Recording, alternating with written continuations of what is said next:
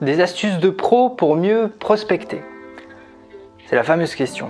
Comment on fait pour mieux prospecter? Astuces de pro, je te trouve un peu ambitieux, mais ok, bon, on va essayer d'y aller.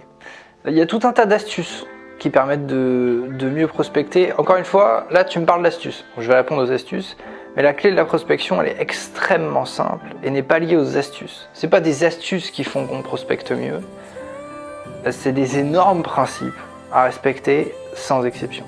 La mécanique, évidemment, le rythme, évidemment, le fait de le faire tous les jours et de n'avoir aucune exception, le fait de laisser la partie prospection dans ton agenda et de ne surtout pas la changer, même si tu as un imprévu.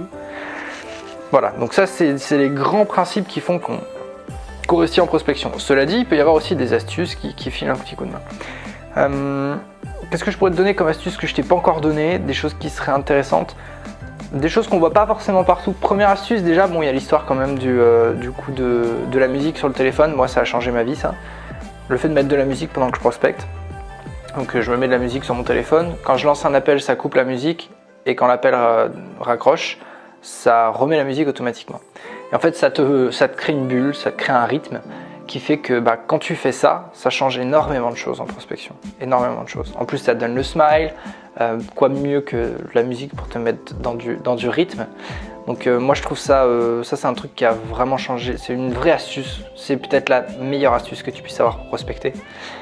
Au-delà de ça, quand tu vas prospecter, il y a des choses que je n'avais pas compris au démarrage moi.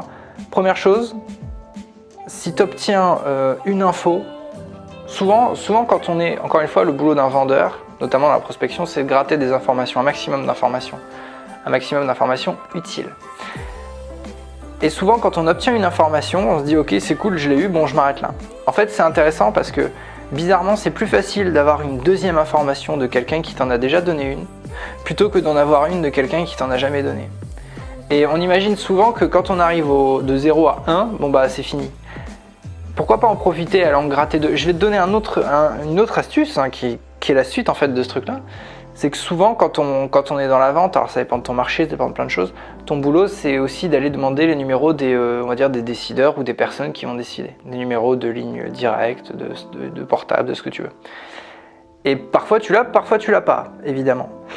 Et en fait, quand on en a un, quand on arrive à avoir le numéro de portable de quelqu'un, pourquoi ne pas en demander un deuxième, d'une autre personne qui pourrait peut-être co-décider, participer à la décision? Et ça, personne ne le fait en fait. Donc quand on a un numéro, quand on nous donne une info, pourquoi ne pas en demander une deuxième? Je prends l'exemple du numéro, si on vous donne un numéro de portable, pourquoi ne pas en demander un deuxième? Celui de quelqu'un d'autre, celui de l'associé, celui, je sais pas, du directeur commercial, celui de la RH, celui du responsable financier, peu importe. Ça c'est intéressant. Quand on a ce qu'on veut, on a tendance à se dire ok c'est terminé, pourquoi ne pas aller plus loin?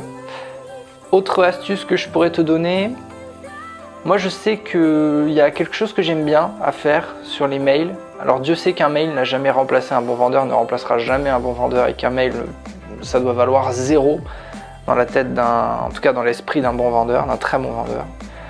Au-delà de ça, donc moi sur les mails j'avais carrément créé une file d'attente donc sur le CRM spéciale que j'avais appelé MIC, MIC, donc c'était les mails, on va dire les points de mi-contact. C'est-à-dire que quand quelqu'un me demandait de le contacter dans exemple 4 mois, je mettais un rappel dans 3 mois, 20 jours, allez 4 mois, et en fait j'avais 2-3 mails qui traînaient, j'appelais ça des mails GA pour gratter l'amitié, et qui permettaient d'apporter un petit peu de valeur. Vous savez, les fameux mails où on se dit on n'est pas là pour vendre et on apporte quelque chose qui va être utile. Bon, c'était quand même des super mails qui étaient bien pensés évidemment et que je mettais à la moitié. C'est-à-dire si lui me demandait de rappeler dans 4 mois, je mettais à 2 mois. Et j'avais des files d'attente spécifiques en prospection là-dessus pour des points de mi-contact que j'appelais ça des MIC. Donc ça c'était intéressant. Pourquoi pas passer un coup de fil aussi? Ça dépend du call, ça dépend du marché, ça dépend du nombre de fiches que tu as à traiter.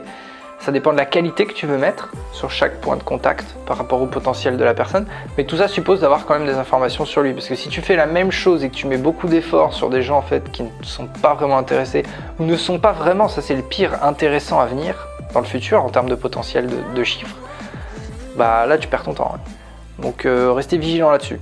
Voilà, donc moi ce serait peut-être les quelques conseils que je te donnerais pour mieux prospecter. Après bien sûr il y en a encore tout un tas d'autres, mais celles-ci déjà sont juste fantastiques quoi.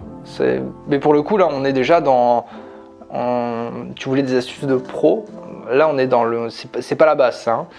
Ça c'est déjà le niveau largement au-dessus quoi. Donc voilà, restez vigilant là-dessus quand même, restez sur la base, ça c'est les trucs en plus, mais c'est certainement pas là qu'il faut démarrer quoi.